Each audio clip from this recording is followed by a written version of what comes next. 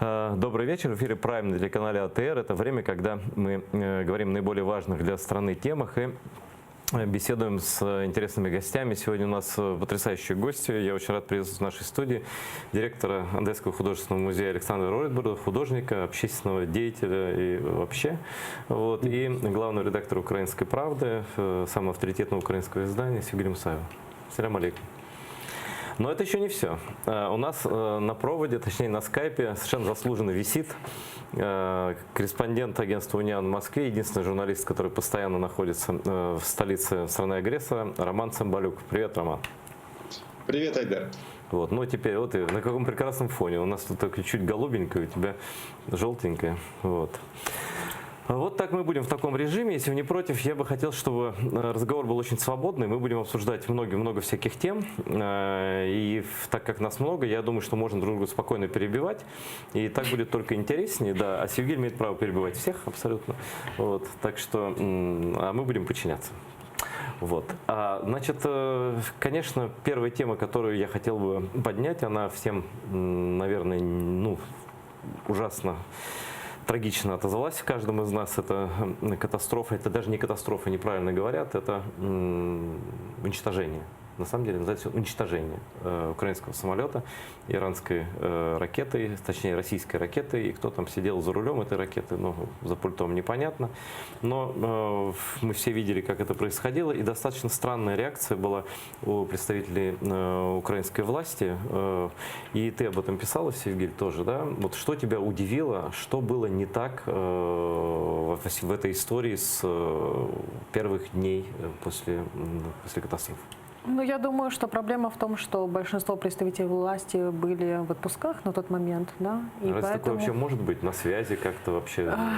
Ну, это вопрос, да, в принципе, время такое, да, отпускное, но кто-то должен оставаться на хозяйстве все равно. Кто, кстати, в этот момент был на хозяйстве? Мне кажется, пресс-секретарь президента Юлия Мендель. Не знаю, честно говоря, не знаю, но я знаю, это уже понятно, потому что появились фотографии, которые только можно, по-моему, в этом году. Все украинские бывшие чиновники были зафиксированы в местах отдыха, что, конечно, тоже говорит о многом на самом деле. Вот. Но это уже для любителей каких-то конспирологических версий и так далее. Вот. Но в любом случае, мне кажется, что это отсутствие опыта реакции на кризисные ситуации. А это самый настоящий кризис.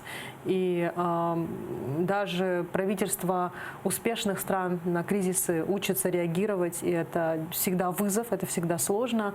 А у нас нет ни аналитических центров, ни людей, которые способны каким-то образом принимать решения. Вот сегодня я, например, где-то 1,5 часа назад общалась с человеком, который сказал, например, что когда Кабинет министров принял решение отправить вот эту группу людей, экспертов на место трагедии,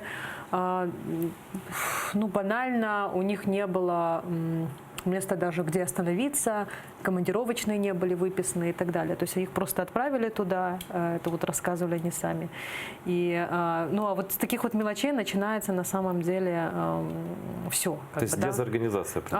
То, что не был объявлен день жалобы, да, день траура, сразу же это нужно было делать, это абсолютно понятно. Погиб украинский самолет, погибли украинские граждане, это огромная трагедия для гражданской авиации Украины, это самая большая авиакатастрофа в истории украинской авиации гражданской. И у нас президент объявил траур только когда уже прилетел из Омана, причем летел он 14 или, я не помню, 16 часов, что тоже вызывает очень много вопросов, почему так долго. Хотя, мне кажется, там логичным объяснением будет то, что искали, скорее всего, чартерный рейс. И чартерный рейс в это время года очень сложно найти. Я прошу прощения, ближайший у президента рейс... Украины нет своего самолета? Но на самом ты же понимаешь, что для того, чтобы выписать самолет, да, как бы государственный самолет, он же поехал туда с получасным, полуофициальным визитом. Банковая утверждает, что это был официальный визит, я так понимаю, сопряженный с отдыхом. И тут уже вопросы, какой версии верить, официальной или полуофициальной. Когда такая ситуация происходит, самолет президента вылетает за ним для того, чтобы но нужно получить разрешение на перелет над всеми странами. И это ты понимаешь, что это 6 часов туда лету где-то и 6 часов обратно, и это усложняет тоже ситуацию. Вот, я думаю, что, скорее всего, проблема заключалась в том, что искали какой-то ближайший свободный чартер, а это действительно очень проблематично в это время года, поскольку это период отпусков, и люди пользуются услугами чартерных компаний, и, скорее всего, была в этом загвоздка. Но это никто, естественно, не коммуницировал. Но вообще в таких кейсах, и мы их тоже изучали в прошлом году, вот я когда училась, всегда в Гарварде, да, всегда есть выработанные механизмы реакции, поэтому меня так это и расстроило, и растрогало, потому что нет поставленной системы реагирования. То есть есть какое-то такое ощущение, что не осталось человека там, не знаю, в МИДе или где-то, который просто помнит эту инструкцию. Но я даже, честно говоря, не буду говорить уже даже о заявлении посольства Украины в Иране, которое было сделано через 2 часа после трагедии, что технические причины, что это технические причины. Кто тянул за язык вопрос? Это удивительно, что в этой ситуации, в кризисной ситуации, лучше всех себя повела компания МАУ, на которую, на самом деле, да, мы все очень много критикуем его. Все ругают МАУ. И так далее. Но вот в этой истории они показали просто пример того, как реагировать. Все начали хвалить МАУ за самое адекватное. Ну, вообще-то, знаете, Саш, вообще-то МАУ безаварийная компания. Вот, блин-то плевать там через все плечи, это же катастрофа, это уничтожение самолета. МАУ не было летальных, не было смертельных рейсов. Ну, потому что эта компания и вообще украинская гражданская авиация славится тем, что они очень внимательно относятся к безопасности. Я это еще знаю, потому как Украина там в ИКАО, в общем, какие они меры предпринимают, и действительно они обеспокоены, озабочены вопросами безопасности очень-очень сильно. Ну и в целом то, что они сразу сказали, что это был новый самолет, мы только в 2016 году его купили, это был очень опытный экипаж, это были очень опытные летчики, потому что Тегеран это сложная территория для... Но они сказали правду, которая, собственно, отсекала остальные версии в уме любого человека. Вот я прошу прощения, но даже до такого неуча авиационного, любого, как я, дошло почти сразу, что что-то не так, что он сам упасть он не мог точно, и что это было принудительное прерывание полета. Мы должны еще в том числе понимать обстановку того вечера, той ночи, конечно, когда они начали стрелять по американским базам. Обстрел американских баз военных, и на этом фоне происходит авиакатастрофа. Но здесь, по-моему, логичные выводы можно было сделать уже изначально. И даже из того видео, которое было опубликовано в тот же вечер практически. Саш, я хочу, чтобы ты человек не политический, но человек аналитический. За всем следишь, все наблюдаешь и много чего комментируешь. Вот как с твоей стороны должны были себя вести наши власти в этот момент? И вообще, что хочешь, об этом и говори. Я вижу, все видят, отсутствие профессионализма во многих вопросах, отсутствие, не судите компетенции власти, но то, что сказала Сергей вначале, то, что очень часто украинские власти ведут себя как дилетанты,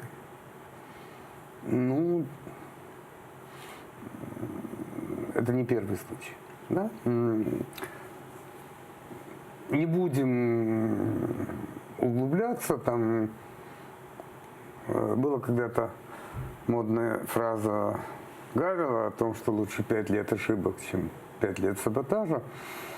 Но не будем, не хочу анализировать общее отношение к тому, как действует украинская власть, но 5 лет ошибок пошли. Ошибки есть, их много, они иногда просто детские. А вот реакция на ошибки, ведь человек любой разумный отличается тем, что каждый совершает ошибки. Я, ты, она, все, да, и государство, и ведомство, и так далее. Суть в реакции. Зеленский иногда реагирует и исправляется. Надо дать ему должное.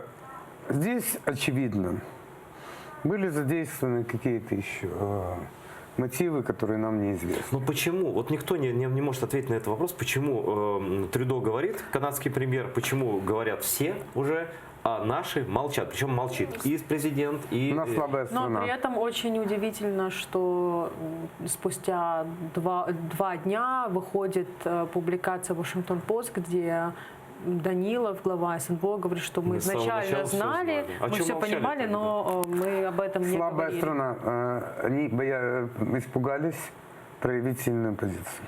Очевидно, не ждали, пока Иран под давлением Мне кажется, фактов что- сделает это первым. Мне кажется, что в том числе это зависит от советников по внешней политике, и мне кажется, очень мало людей, которые понимают этот регион, ну, вообще Ближний Восток.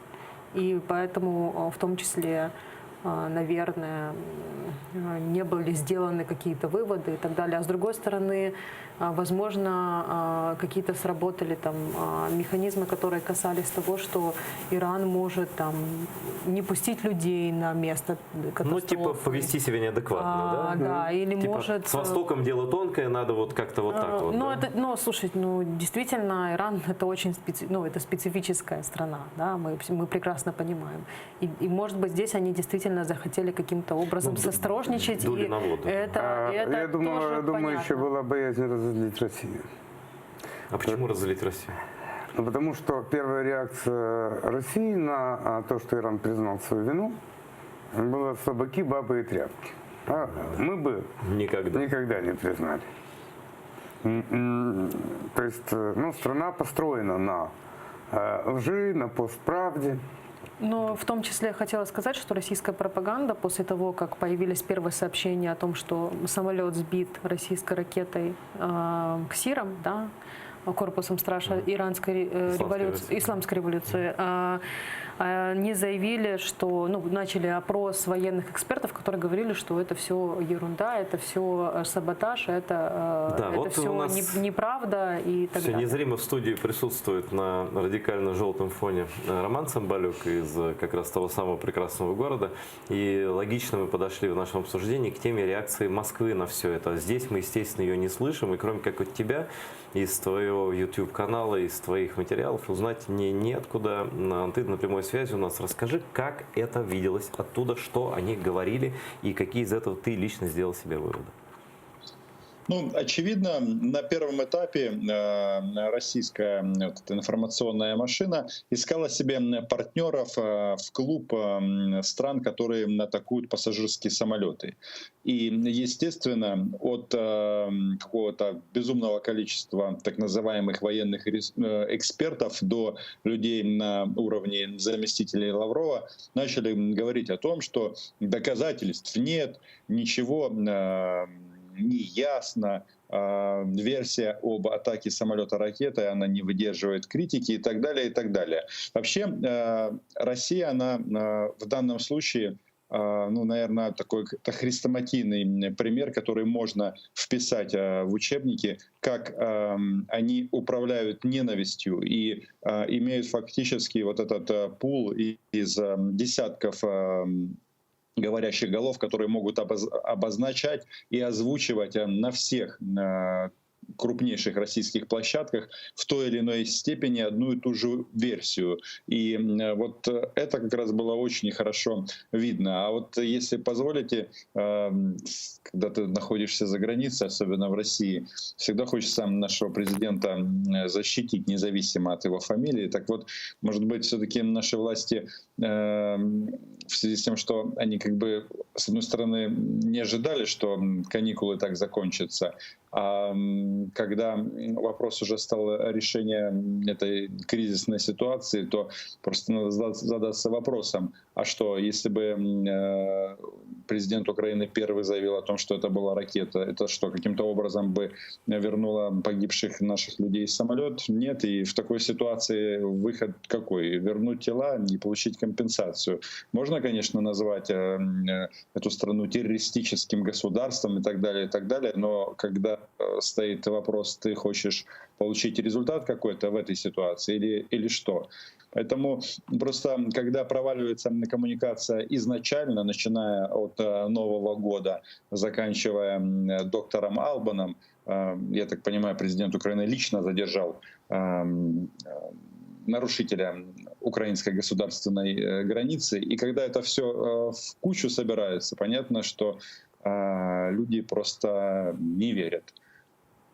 Скажи, пожалуйста, ну вот они действительно, как Александр Ройбус сказал, они расстроились, что Иран признался, да, они бы хотели бы дальше, так сказать, такого друга прекрасного иметь. Но вот они действительно осуждали Иран за признание или что? Какая реакция на иранское вот это решение взять на себя? Ну, здесь мгновенно этот факт был учтен, и они развернули эту картинку таким образом, что все равно виноваты, естественно, Соединенные Штаты. Они, кстати, тоже виноваты в том, что Россия напала на Украину. И здесь как бы очень быстро прошла корректировка позиции, причем дальше этот же тезис озвучили все те же люди, которые говорили о том, что невозможно предположить, что это была ракета. Но не только невозможно предположить, это была русская ракета, и даже более того, говорят, 2 русских ракеты, да? Вот как они, или они молчат об этом? Установка. Они молчат об этом или подчеркивают, что это наше оружие, они же любят хвастаться своим оружием там, и так далее?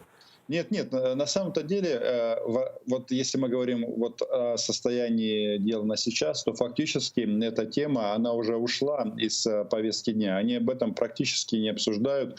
И сейчас тут повестка дня изменилась, тут ливийский конфликт, Меркель здесь была. Поэтому как бы это уже не является топ-новостью для Российской Федерации. И в принципе тут нет ничего удивительного, потому что они работают всегда по одному шаблону, который касается Украины. Вот его можно так проиллюстрировать на таком примере. Вот помните, когда решался вопрос о предоставлении безвиза, то вся российская пропаганда просто визжала. Все там говорящие головы, что этого не может быть никогда. А когда это произошло, тут ставится точка, и об этом вообще не вспоминается. И здесь, соответственно, когда они обожглись на, ну, по сути, на том, что показали, что российскую общественность или российского зрителя по сути обманывали, они эту тему сейчас не педалируют. Вот смотри, Ром, у тебя тонкое чутье, ну, чтобы это понимать, надо находиться там, да? Вот тональность, вот эти эксперты военные и так далее. Не было ощущения того, что они априори заранее свою вину какую-то потенциальную заглаживают. Не был ли там русский экипаж машины боевой, там, да? Не были там инструкторы. Вообще-то русские ракеты уже, они без инструкторов, наверное, не существуют. Это, конечно, предположение, но не было ли такого ощущения, что они отмазываются заранее, как бы еще даже не знаю, как Иран будет реагировать, свою линию обороны выстраивают на всякий случай, чтобы на них никто не подумал, грубо говоря. Ну, возможно, на первом этапе вот эта информационная политика, она или координировалась, или каким-то образом просто попадала в унисон друг с другом, потому что Иран первые дни тоже как бы они там придумывали историю о том, что там двигатели загорелись. И, кстати, с точки зрения как бы российского пропагандиста, можно сказать, что это правда, если не говорить причину, почему он загорелся. Но если не говорить о том, что туда попала ракета и двигатель загорелся, то ну, это же как бы факт. Но вот по этому поводу, непосредственно российского присутствия военного, здесь акценты я не заметил этого. Тем более, ну, при том, что Россия и Иран являются союзниками, там, допустим, в той же Сирии, и вообще у них там достаточно тесные отношения, я бы не сказал, что хоть раз тут как бы были такие размышления в принципе о российском военном присутствии в этой стране. Вот я хочу, чтобы мы все вместе обсудили такую тему.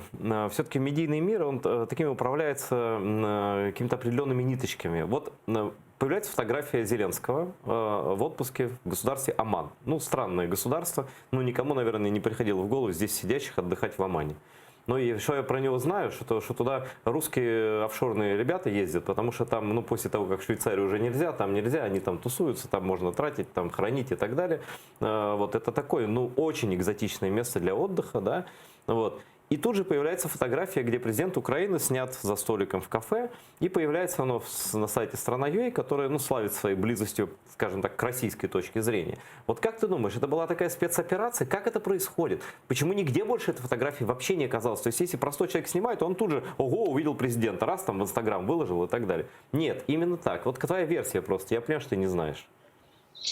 Вообще, я предполагаю, что наша властная команда, они люди еще не искушенные в политике и, очевидно, живут в режиме 95-го квартала. Я не хочу как бы иронизировать по поводу предыдущего места работы, но смысл в чем? Что если ты становишься президентом, главой СБУ, занимаешь такие серьезные должности, от которых зависят судьбы людей, то и вести себя нужно по-другому. Если российская пропагандистка Ольга Скобеева может дозвониться Зеленскому на мобильный телефон, то это как минимум говорит о том, что президента Украины очень плотно ведут, отслеживают не только его контакты по мобильному незащищенному телефону, но, очевидно, по этому мобильному телефону смотрят, где он находится. Не говоря уже о том, что, ну, как бы, я не знаю, насколько это реальная версия, что какие-то переговоры были с россиянами в этом Омане. Ну, как бы тут можно говорить на уровне предположений, но в принципе это такая достаточно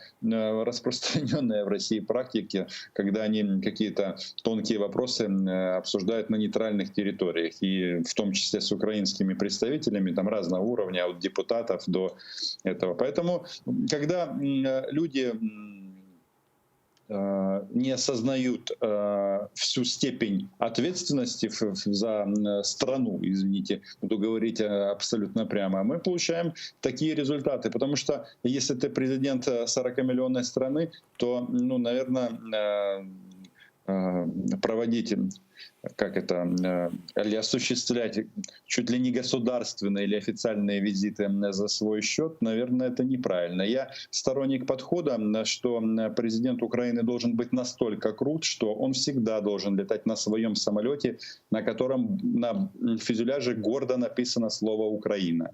И у него не будет тогда проблем с чартерами. Да, оставайся на связи. Ты в любой момент можешь прервать, ворваться в нашу беседу, вот, просто сказав по пару слов, так сказать, из Мордора. Вот. И вот как, Саш, как художника хочу спросить. Вот все-таки есть такая тонкая материя, которая называется вкус или, скажем так, эстетика. Чувство меры, эстетика. Вот такие вещи художники очень тонко чувствуют. Вот мне было лично, ну, хорошо, я не буду мнение высказывать свое, но вот когда я вижу, в Куршавеле сидит наш глава службы безопасности, ну, что такое Куршавель? Я жил в России, мы все эти годы, все газеты писали про похождение русских олигархов в Куршавеле. Это просто Куршавель, это просто равно как Сочи. Вот прям как Сочи было, да? Вот чтобы понимание россияне, что такое Куршавель, это Сочи для богатых, да? Кто вот действительно жизнь удалась, да? Потом Оман тоже очень странная история. Потом это молчание, это перелет, все. Вот как это эстетически выглядит вообще со стороны? Ну, я бы немножко такую область как это? Компрадорство? Нет, компромистики. Да? Чего? Компаровистик. Ну, сравнение, Да. да? Таких слов. Компарористика, я Да. понял. Компаративистика. Компаративистика. Да. Вот я умный. Не пугай зрителей. Да. Давайте вспомним предыдущего президента. Давай сравним две эстетики. Да? Эстетику Порошенко Нет, и я эстетику... про Мальдивы и Оман. Я считаю, что работа президента очень нервная. И я за то, чтобы, когда вся страна бухает, президент страны, вне зависимости от того, как его фамилия, когда в стране вот полное такое вот украинский Рамадан, да, от католического Рождества до Крещения, страна парализована. Ну, президент на неделю чуть-чуть восстанавливает нервы, мы все представляем, какой там режим работы. Отдыхает, это нормально. Но вот общая ошибка была и Порошенко, и Зеленского, это не надо прятать. Но Порошенко было простительнее. Зеленский сам часть своей кампании построил на отдыхе Порошенко на Мальдивах. Да. Зачем прятаться действительно, зачем прятаться? Скажи, я ухожу в отпуск. У меня есть деньги, я лечу с женой, детьми Да. и с друзьями. Я ухожу в отпуск. Это совершенно нормально. Для человека быть вот каждый гражданин Украины имеет право на отдых. Кстати говоря, Саша, даже в странах некоторых, по-моему, есть такая практика, что президент официально объявляет об отпуске, и Конечно, парламенту, что конечно. такой премьер. Обязан отдыхать, да, потому что... Ну, это Ничего опять- в этом нет. Ну вот смотри, опять закрылся. А чего дурного. тогда не сказал? Скрыл, потому что это шикарный отдых, а ты въехал во власть на велосипеде, да? Или скрыл, потому что там что-то было? Вот уже додумки идут по встрече с Сурковым. Я читал даже на Цензор.нет заметку, мы что, вот, ну, понимаешь, вот это же все... Не знаем сейчас, что Нет, конечно, конкретно мы не его знаем. привело Да, в это- Оман. Я думаю, что, скорее всего, все-таки это такое место, где, ну, есть вариант поехать в Дубай, но тогда можно, знаешь, это как на выставку сходить. Ну да, там идешь... по Оман улице, более закрытый. Оман более закрытый. Самая место, закрытая хотя- страна региона. Я помню даже Советский Союз, который дружил со всеми арабскими странами в мире,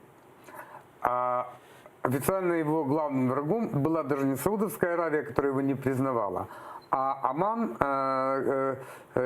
султана Кабуса, вот, который недавно скончался. С 80-х годов, я помню, ругань в адрес Омана. Мы бы не вспомнили себе Да. это. Ну-ка расскажи-ка, какая у нас такая история отношений с Оманом в Советском А там Союзе? рядом были какие-то государства, избравшие не капиталистический путь развития, да, тоталитарные, вот, которые конфликтовали с Оманом. Я не помню все, но я вот помню, что с детства, что Оман это страна, которой правит плохой султан Кабус. Который умер-то вот буквально. Да, он 50 лет правил, по-моему. Или 40. 40. 40, да. Ну, нормально. Вот смотри, президент уезжает, его фотографируют тут же. Но странно было. Дальше, вот просто я когда вижу, я думаю, Владимир Александрович, ну ты же правда думаешь, что ты в футболке и вот в очках и не узнают, что ли? Ну это просто даже не смешно. Это какая-то... Что это такое вообще? Ну, пофиг. Нет, Да мне не- кажется, просто непонимание, Не того, думают об этом. непонимание того, что ну, вот президенту 40-миллионной страны невозможно спрятаться и провести отпуск в тайне. Пусть даже это будет какая-то, все равно это все можно Ну, уже вычесть. все сказали, да, Ну, его после, действительно мне ведут. кажется, можно было вынести какой-то урок из истории с Мальдивами Порошенко. Ну, Вот, знаешь, определенно. из той чужие Ну, уроки никто не Так, нет, так он же сам это За против что он Порошенко очень сильно использовал. критиковал. Да? За что он были в том числе какие-то надеюсь, стендапы что, в вечернем квартале, которые касались Мальдив. Я надеюсь, что следующий отдых президента Украины, какова бы ни была его фамилия, и следующий отпуск Зеленского будут легальными и прозрачными. Может быть, из соображений безопасности, ну, он не хотел называть место, куда он летит.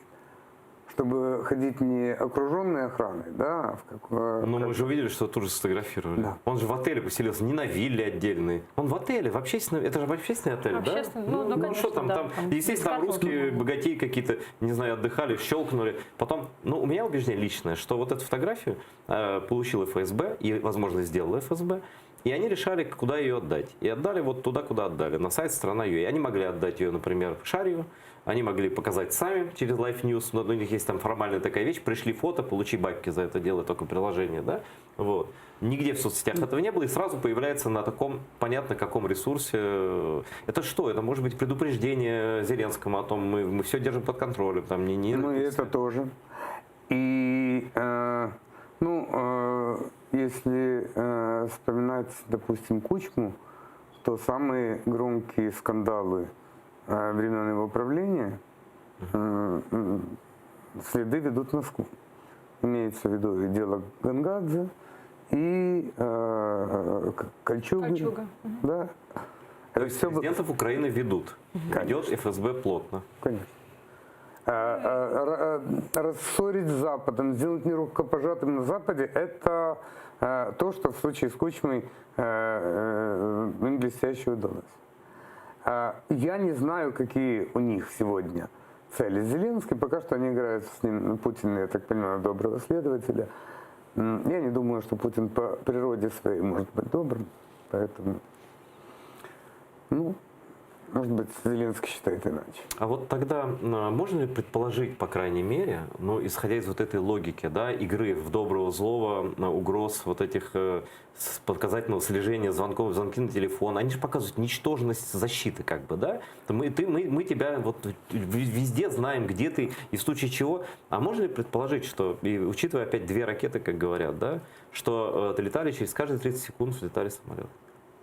И что попали именно в украинский рейс. И попали 2 ракетами. Это могло быть предупреждение Зеленскому, что... Ну, это тоже это Конспирология. любители Мы входим конспирологии. в область Я не думаю, конспирологии, что такое возможно.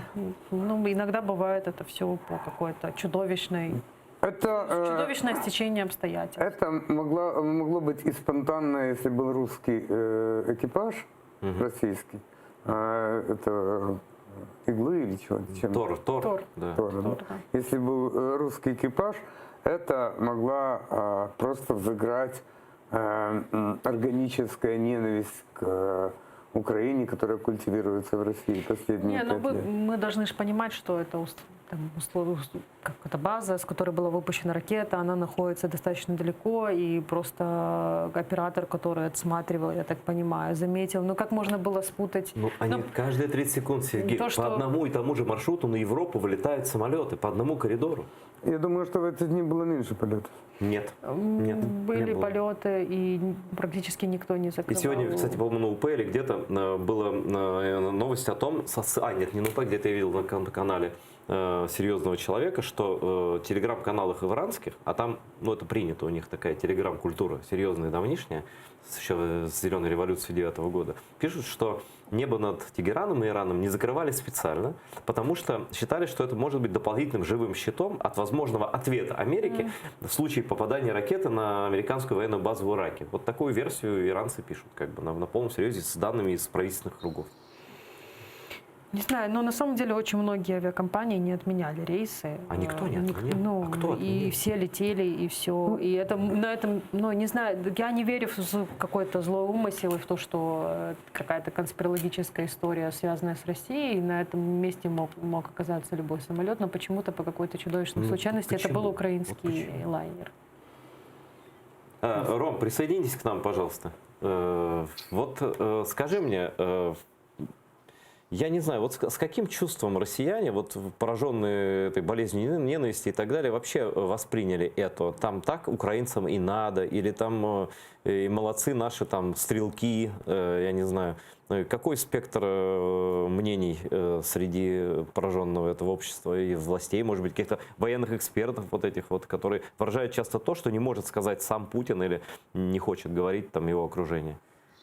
Ну, в данном случае какой-то личностный аспект, он практически не затрагивался. И, ну, понятно, есть паблики, где украинцев называют плохими словами и очень радовались тому, что погиб украинский самолет. Но подчеркну, здесь как бы именно вот в такую плоскость, правильно ты скорбишь или не скорбишь вообще, это не переворачивалось. И я бы вообще не старался бы уходить на такой путь, чтобы пытаться рассмотреть эту ситуацию в принципе с человеческой точки зрения, эмоций и так далее, и так далее. Конечно, возможно, все что угодно, но, очевидно, это стечение обстоятельств. И, ну, чтобы такую схему проработать, как бы, и увязать все, и Оман, и Зеленского, и атаку по пассажирскому самолету, ну, я не знаю, наверное, бывают какие-то очень крутые, умные спецслужбы, но если ты планируешь такую сложную схему, обязательно что-нибудь пойдет не так. Вот, мне так кажется. И вообще, вот, если вот вернуться к президенту Украины, то вот тут есть такая интересная тенденция, что с одной стороны Зеленский, понятно, как глава украинского государства, это касается любого человека с любой фамилией на такой должности в Украине, он под жестким прессингом критики, его шаги рассматривают под микроскопом, разбирают, ну, все, что присуще свободному обществу. И Кремлю нужен президент Украины, который висит на волоске и держится на волоске за власти, и его кресло должно шататься до такой степени, чтобы у него был всегда соблазн попросить эту, ну, как они тут называют, помощь братского или одного народа. Обычно это заканчивается Ростовом, но тем не менее, это, как бы, мне кажется, очень нужно понимать. И вот я уверен, что вот эти вот фотографии Зеленского, это не туристы делали. Вот здесь как раз работали профессионалы, которые понимали, чем они занимаются. И вот когда публикуют такие вещи, это все влияет на рейтинг президента. И вот интересно даже посмотреть вот ближайшие замеры после нашего украинского Рамадана. И потом этот вот смотри, вопрос у Сергея Мусаева есть что прокомментировать на твою реплику, вот последнюю, но все-таки я хотел бы, вот Саша начал это смысл, что делает Путин с Зеленским, как он себя с ним ведет. Саша предположит, что вот, сейчас у него период доброго следователя, хотя добрым Путин быть не может, тут понятно, да? Вот какая стратегия? Вот что? Есть там вариант А, вариант Б, там, подчинение, там, запугивание, обвинение вокруг пальца, условно, да? Ну как они могут это предполагать себя? Они же себя богами считают, да? Либо там шантаж, расшатывание украинской политической системы. Вот можешь коротко, там, ну, минуты на две сказать, вот, какая цель, стратегия Путина в отношении Зеленского? Значит, размышления на тему, что Путин добрый к нему или еще какой-то, они не оперируют такими категориями. Они оперируют категориями интереса российского государства. И на данном историческом этапе они его рассматривают исключительно создание на этой территории свободной Украины, какого-то неконтролируемого гуляй-поля, чтобы получить возможность в конечном итоге назначать гауляйтеров на эту территорию, как они делают в Донецке, в Луганске или в Крыму. Вот, собственно, и все. И думать, что вот он там какие-то человеческие в нем есть качества, это большое заблуждение. Если администрация, или, как сейчас модно говорить, офис президента живет в этих иллюзиях, они обязательно обожгутся и проиграют. Достаточно, еще раз, вообще-то президент России, он эти вещи артикулирует прямо на публичных мероприятиях. Кстати, вот посмотрите, что он сказал на пресс-конференции с Меркель. Он сказал, что мы поставили задачу во время встречи в нормандском формате в Париже. Задачу. То есть он поставил задачу, и дальше он рассказывает о том, что мы должны менять Конституцию, признавать оккупационные администрации. То есть он разговаривает с Украиной как с улусом, с колонией, да, своей? Как с покоренным государством, которое вот-вот должно подписать капитуляцию. А мне почему-то кажется, что такие предположения, они преждевременны. Ну, в общем, либо капитуляция, идеальный вариант, либо хаос и гуляй-поле, так? А одно вытекает из другого. Потому что государство, как только ослабеет государство до такой степени, что не будет человека, который легитимно может отдать приказ всем силовым структурам, всем танкам, пушкам и самолетам стрелять по захватчикам, тогда они воспользуются этой ситуацией и, собственно говоря, повторится эффект 2014 года. Просто тогда, когда начинался Майдан, я думаю, что никто ни в украинском обществе, ни простые люди, ни наша, какая бы она ни была, политическая элита, не могла предположить, что вот история там с нашими революциями, нашими какими-то бардаками или какими-то нашими радостями, что она может быть использована вот так. И если до сих пор люди будут думать у нас, особенно принимающие решения, что Украина — это как Исландия, ну в смысле не как футбольная команда исландская, о чем когда-то говорил президент Украины, а остров, которому ничего в принципе не грозит, и можно и в НАТО не вступать, потому что и армия в принципе не нужна. Ну что, ты ж не будешь с тюленями воевать. Поэтому это, мне кажется, вот самое важное. Вот много есть еще добавить у Севгиль Мусаевой. Она все время реагировала на то, что ты говоришь. Что есть? Я даже вот думаю, с чего бы начать. Ну, во-первых, хотела бы сказать, что относительно замеров, да, которые будут и которые мы увидим, Это, скорее всего, скажем так, пожелание к власти, пожелание к офису президента. Я знаю, что в команде Зеленского очень внимательно отслеживают все социологические опросы, и в том числе коррелируют свои действия под социологические опросы. И я бы очень хотела, чтобы офис президента нынешнего, да, учился на ошибках предыдущей власти. И когда Порошенко уже понимал, что он проигрывает выборы, он собрал всех активистов, гражданского общества, и когда его спрашивали, в чем главные ваши ошибки, он сказал две вещи: коммуникация и кадровая политика. Мы сейчас видим, как Зеленский наступает на одни и те же грабли.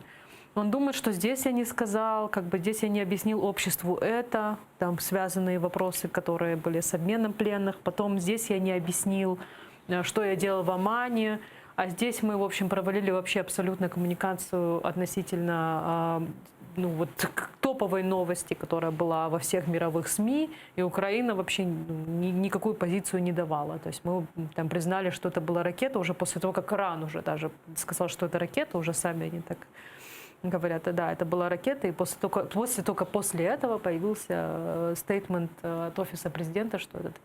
Просто это все накапливается, друзья, и это будет иметь за собой последствия. Как бы вы этого хотели, не хотели. Я же говорю, что если вы не научитесь коммуницировать и объяснять обществу активной его части, потому что за активной частью потянется другое.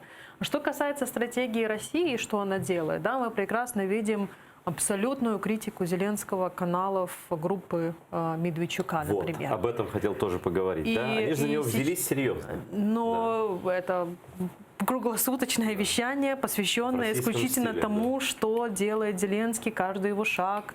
Критика постоянная, абсолютная критика. И это же делается не просто так, это делается для того, чтобы подорвать доверие, подорвать рейтинг его. Да? То есть что мы делаем, когда у нас высокий рейтинг власти? Мы его подрываем за счет телевидения.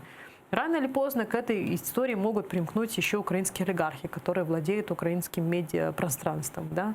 И что тогда будет делать там? Ну, Зеленский — это вопрос. Поэтому если у меня реальная просьба, да, вот у него какой-то такой принцип, да, у Зеленского, у вице-президента, мы своих не сдаем. Но, по-моему, уже пора бы делать какие-то выводы кадровые. Но вы же их не на мясо сдаете, я прошу прощения. Нет, но понимаешь, нужно делать какие-то орг-выводы по результатам этого кризиса. Да, вообще обо всем я говорю. Я говорю, при чем здесь пресс-секретарь. Если бы проблема была только в пресс-секретаре. Проблема комплексная, и проблема в том, что нет понимания вообще, что делать и как дальше. Вот я так понимаю, что вот в случае с Россией, да, там ключевую позицию переговорную там занимает советник Зеленского Андрей Ермак, который до этого был продюсером и так далее. И сейчас это человек, который, в принципе, отвечает за внешнюю политику, в том числе говорят, что Пристайка — это министр при Андрее Ермаке. Да? У Ермака политическая позиция заключается в том, что нужно начать с России все с чистого листа и как бы и молчать, и заодно молчать. То есть мы вот сейчас... Не совсем, я не буду говорить. Не, почему не будешь? А зачем? Я присутствовал на встрече Not for Records. Там не такая капитулянская позиция. Нет, я не говорю, что капитулянская позиция. Я не говорю, что капитулянская он исходит из того, что военного решения конфликт не имеет. Что договариваться надо. Действительно. Это понятно, но вопрос на каких условиях и... Не капитулянская. То, что слышал от него. А просто я не знаю, честно, я, может быть, глупый человек. Где проходит граница этого, да? Вот. Я не знаю, как можно, на каких условиях не капитулянский с ними договориться. Они же наглые люди, они же все говорят, Рома говорит. Я знаю, что даже в команде Зеленского удивлялись его какой-то перед встречей в нормандском формате, да, говорили, что Зеленский был убежден, что у него получится каким-то образом очаровать Владимира Путина. И это говорили люди, которые Серьезно, занимаются... Да, я абсолютно серьезно говорю. Мне говорили это мои собеседники, которые занимаются, которые отвечают за внешнюю политику в том числе. Они говорили, что у него есть какое-то убеждение, что он может очаровать Путина и договориться, и как-то вывести его на какой-то конструктив и на какой-то диалог. Я Но пытаюсь это... вспомнить, кто за все эти годы хоть чем-то очаровывал Путина. Я вот хоть артист какой-то, хоть Но кто-то. это я не могу вспомнить. понимаете, что это? Это говорит в нем, да, там, актер, артист, и он думает, что его природного обаяния, харизмы будет достаточно для того, чтобы как-то убедить такое политическое животное, как Владимир Путин, суперопытное, но циничная, и циничное, крайне циничная. которое уже 20 лет, да. Причем человек с паранойей, с фантомными болями восстановить Советский Союз, это основа его матрицы, в которой он был воспитан в школе КГБ. Империя, Советский Союз надо восстановить. У нас что-то хочет Роман Цымбалюк добавить, мне кажется, про империю Советский Союз.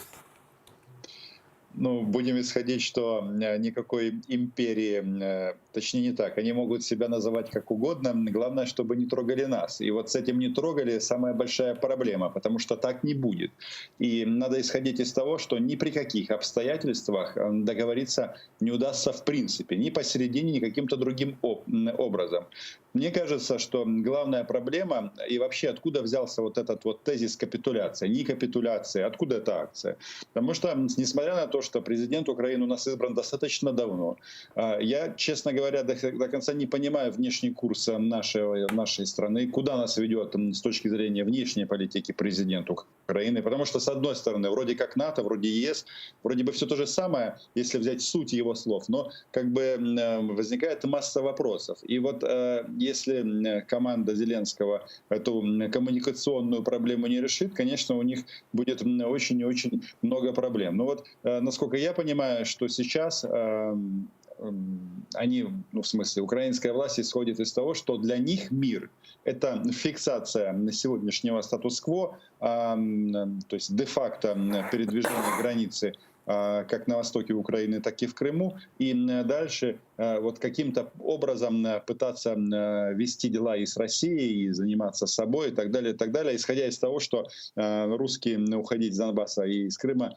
на данный исторический момент не собираются. В этом логика есть, но мне кажется, что даже опросы как бы подтверждают, что в принципе общество готово на это согласиться. Но проблема в том, что они же этого не говорят, и никто не знает, куда они идут. Даже не так, они идут не сами, они идут вместе с нами. И это, мне кажется, настораживает больше всего и активную часть общества. И тут еще один такой момент. По сути, как раз офис президента хвастался, что Зеленский попал на обложку американского издания, где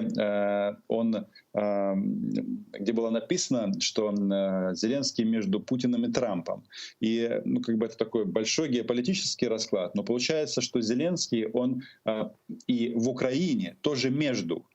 То есть люди, которые готовы воевать за Украину, и те, которые готовы ее сдать и привести сюда на российский флаг, все им недовольны. Потому что, по сути, ключевые вещи он не артикулирует. И вот это вот самая опасная, мне кажется, тенденция, потому что почему у Медведчука, я так понимаю, просто бездонный или как этот безлимитный кран на информационную деятельность внутри Украины. Все очень просто. Они хотят вследствие досрочных или срочных регулярных выборов занять место Зеленского и вытереть ноги об слугу народа как правящую политическую партию. По-моему, это очевидно, и они занимаются этим. И не просто так вот эти камушки, ну это уже не камни, в основном это булыжники, сейчас они делают такой акцент, что он набрал этих лузеров и совсем глупых. Кстати, я не знаю в свою команду людей, особенно если мы говорим о составе Верховной Рады, не знаю, может быть, это недалеко от правды, его лично еще не раскатывают. Но я так думаю, вот когда закончится, если он пройдет следующий нормандский саммит безрезультатно, вот тогда как бы начнут уже выравнивать или укатывать в асфальт и обваливать рейтинг лично президента, потому что на нем, собственно говоря, на нем вся держится эта конструкция, и он у нас хоть и парламентская республика, но по сути он у нас ничем не хуже по полномочиям, чем султан Омана. Ну, мы помним, как российские медиа буквально расстреливали Порошенко из-за дела и не за дело. Да? Я думаю, что технологии-то у них вообще отработаны. Все цели пристрелены, вопросов нет никаких. И методы. Но я хочу, да, уже осталось у нас 5 минут, да, вот давайте по прогнозу на этот год. Вот будет год потрясений, будет год болота, будет вот что будет, Саш? Ну, вот ты как художник, ты же далеко видишь, там линия горизонта, вот это все. Я хочу, Я так вижу. чтобы это был год, как говорил Виктор Федорович Янукович, покрашивания, но без иронии. Я хочу, чтобы сдвинулось с мертвой точки что-то. Я хочу, чтобы были проведены какие-то реформы в стране. Я хочу, чтобы заработали те институции, которые должны работать. В частности, то, что меня интересует, да, это культура. Мне импонирует многое из того, что затеял министр культуры. Я думаю, что я хотел бы, чтобы у него получилось. Я хотел бы, чтобы у экономики получилось. Что будет, я не знаю. Я не Баба Ванга. Я хотел бы, чтобы получилось. Я хотел бы, чтобы у страны получилось. В этом смысле всеобщая такая ненависть всех ко всем, война всех против всех, волны ненависти. Вот в Фейсбуке, в сетях это заметно. Мы стали непримиримы, нетерпимы Это рай друг для к другу. русских. Да. Это рай для русских. Да, просто кайф. нужно научиться уважать чужую точку зрения и считаться с тем, что я не голосовал за Зеленского, но его выбрал народ страны, с которой я себя отождествляю. Все. Был Янукович, я о нем говорил, что это не мой президент. О Зеленском я не могу такого сказать. Я считаю, что его намерения искренни. Ну, а что методы получится? и что получится, сейчас Игорь Мусаев расскажет. Ну, я что могу сказать, наверное? То, что, конечно, мне бы тоже очень хотелось, чтобы получилось.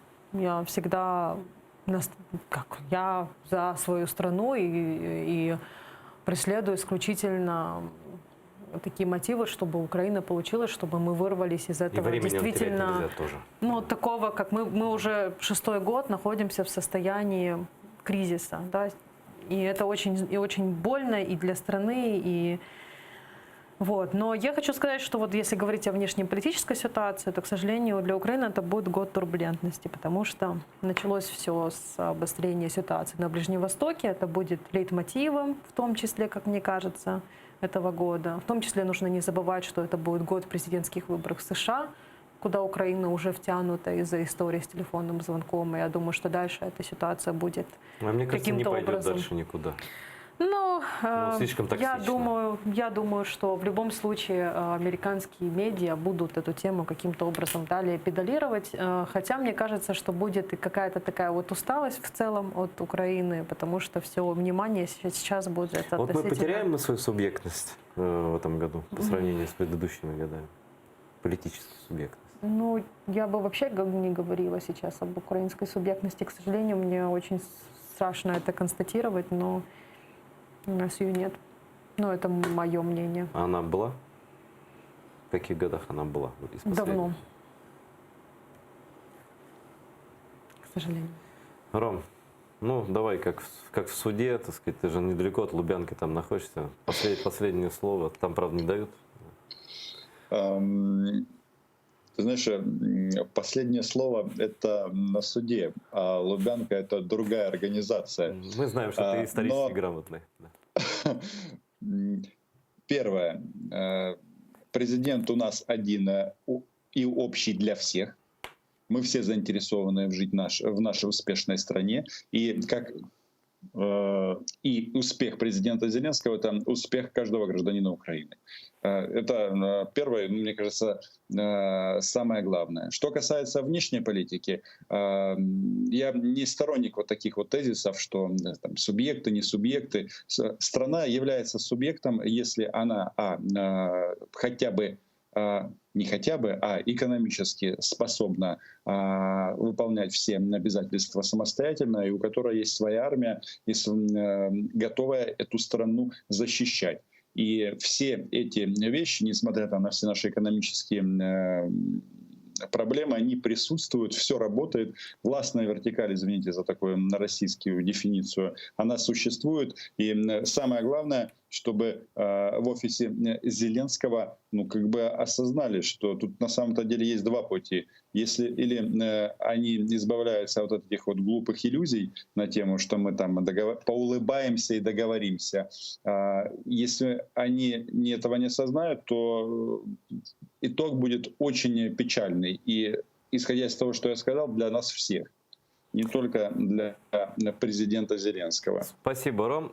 Тут, правда, время уже подошло к концу. Севгиль про экономику не была с тобой согласна. Да. Да, но это еще поговорим про экономику. Огромное спасибо всем, кто с нами был, особенно, так сказать, узнику совести, в хорошем смысле этого слова, Роману Цымбалюку из Москвы. Спасибо большое Саше Ройтбруду, который из Одессы нашел время, оставил свой самый лучший в стране художественный музей и посетил, и говорил совсем не о художественных вещах. Но я тебе страшно признателен, мы тебя все очень любим, ценим и поддерживаем. И хрен облсовета вашего что получится с тобой, не сдадим мы. Ну а тебе? Ты у себя дома. Я, правда, пессимист такой немножко сегодня вышел. Есть такое, да. Ну ничего, глядя на тебя, мы все-таки будем более оптимистичны. Спасибо всем, кто нас сегодня смотрел. Всего доброго. Смотрите АТР всегда. Это бывает интересно.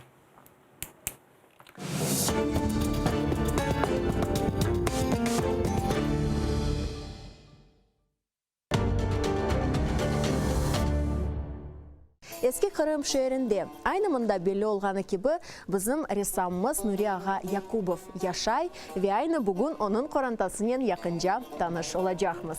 Selam aleyküm Nuri Ağa. Aleykümselam. Hoş geldiniz. Çok sağ olunuz. Geliniz. Çok sağ olunuz davet ettiğiniz için. Buyurunuz evimizde. Gerek hayırdan tıklemege bizim yaşayışımızın